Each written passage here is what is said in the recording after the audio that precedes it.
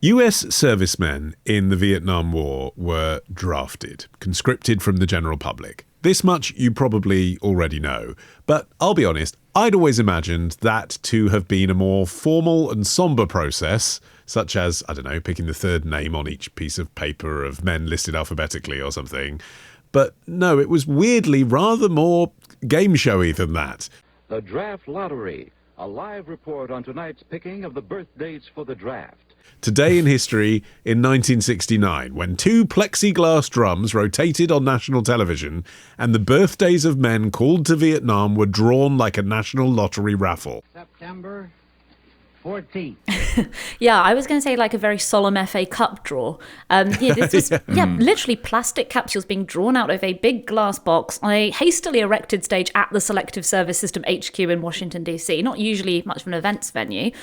Each of the 366 capsules held a slip with the date of the year printed on it because, yes, in case you're wondering, being born in a leap year did not give you a loophole. The 29th of February was indeed printed on one of the capsule slips, albeit it was one of the later numbers called. And it was broadcast. How is this for a metaphor for the cultural transition of 1969? It was broadcast live on CBS, who put it on in place of Maybury RFD, a spin-off of the Andy Griffith Show.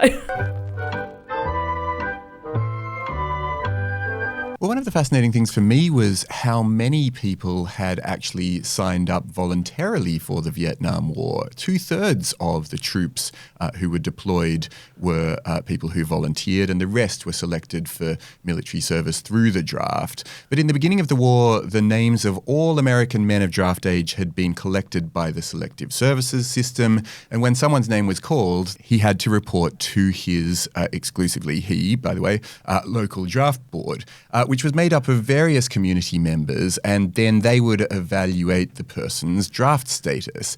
Therefore, local draft boards had enormous power to decide who had to go and who would stay, and members of these boards were often under pressure from their family or from those in a position of wealth or power to exempt certain potential draftees, and most of the US soldiers drafted during the early part of the Vietnam War were men from poor or working class families. And these were, you know, young men who weren't going to get a college deferment or have a political connection or a family doctor that could give them a medical deferment. And so there was this sort of backlash that led to this different type of draft. The idea of a televised national lottery was that it would be fairer and more objective because it's a machine, ultimately, that's randomly generating the capsules for all to see, although that was questioned. More on that later.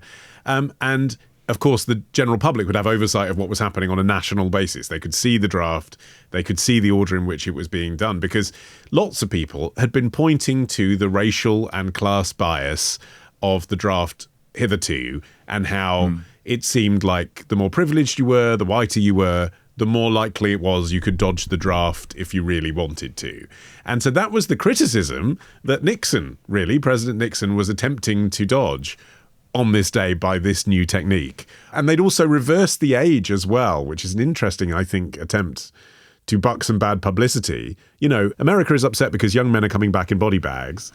And the solution alongside the lottery, weirdly, is to reverse the age bracket. Yeah, so because this was the first time this had been used, it was applying to all men aged between 19 and 26. But the idea was that future drafts would only then determine the fate of that year's generation of 19-year-olds. And the idea was, even though that sounds incredibly horrible, and it was, the idea was that the previous system where any time you were aged between 19 and 26, I think it was raised later to 27, you could be called up, was creating this huge amount of anxiety, of course, because you never knew when the axe might randomly fall on you. You didn't know. Do I get married? Do I get kids? Do I get a job? Yeah, exactly. And so the idea was, at least if you found out early if you were going to be called up, and if your number wasn't called up that year, that was you done. You didn't have to re-enter next year. You at least knew that you were going or you weren't going, and you could proceed with your life. To flee the country. At this point, yeah. I mean, at this point, the enthusiasm for the war was at rock bottom. Yeah. And just 2 weeks before this date, the Vietnam Moratorium Committee had staged the largest anti-Vietnam protest, possibly the largest anti-war demo in US history, which had brought 500,000 people to Washington, D.C. And the deferments that were available for students, for fathers, etc., they weren't guaranteed, and they were starting to be be phased out because, the amount of people who were enlisting voluntarily at this point was not enough to sustain the war effort. And by this point in the war, the graduate program exemptions had been exempted. Married men were no longer exempt as a class, only if they had children. The remaining eligible grad programs were flooded with applicants. In 1969, 85% of New York City trainee teachers were draft-aged men. It's actually been estimated that levels of college enrollment tripled in the 60s from 2% to 6% as teenage boys sought a route that would keep them safe. Yes, and that never occurred to me when you see all the films about Vietnam and the college protesters. I thought kind of like now, that's just because colleges were this sort of hotbed of sort of, lefty thinking. It's not. It's because they were there because they didn't want to participate in the war. That's part of what was going on. Yeah.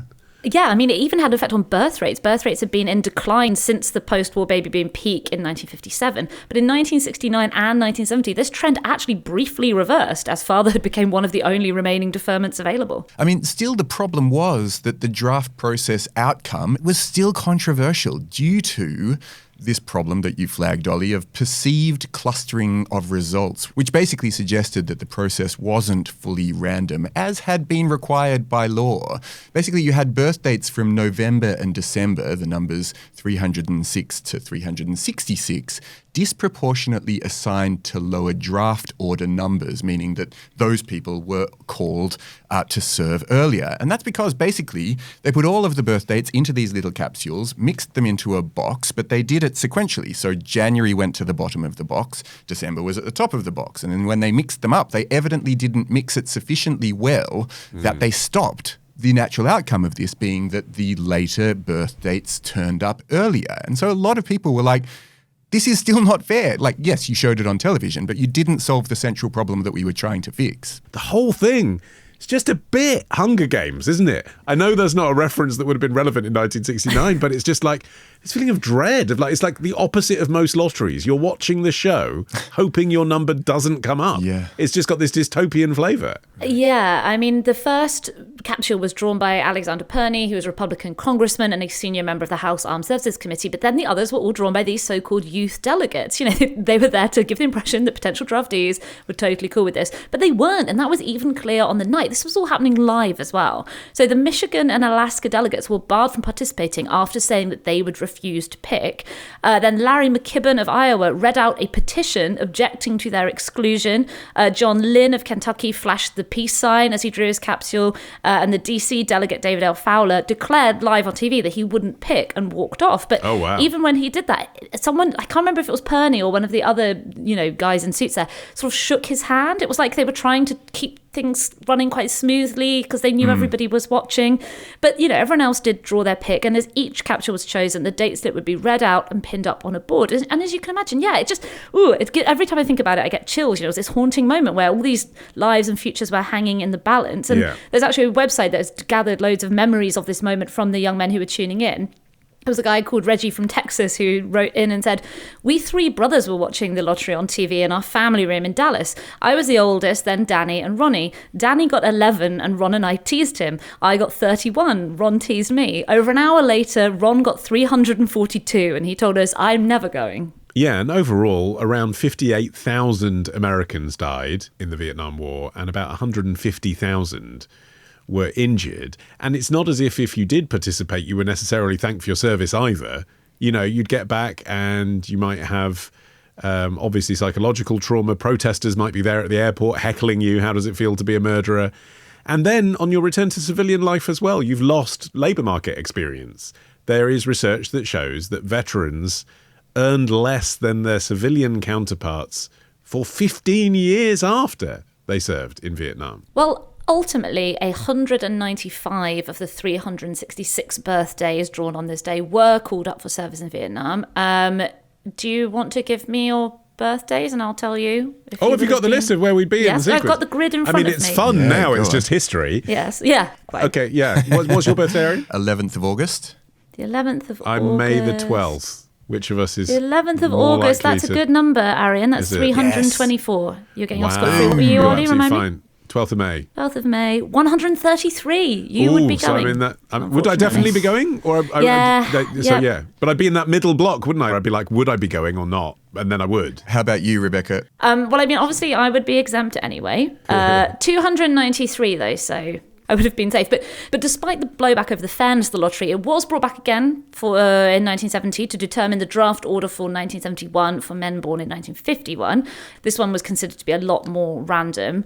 And the third lottery in 1971 was the last one where the men drawn were actually called up. And on January the 27th, 1973, once the Paris Peace Accords were signed and US involvement in Vietnam was over, the Defence Secretary Melvin R. Laird announced the end of the military draft, declaring, quote, "The armed forces henceforth will depend exclusively on volunteer soldiers, sailors, airmen and marines. And lotteries will once again be fun," he might have added. Yeah, exactly. And so ends another curious moment from history. Subscribe now to hear more from Arion, Rebecca, and Olly, the Retrospectors.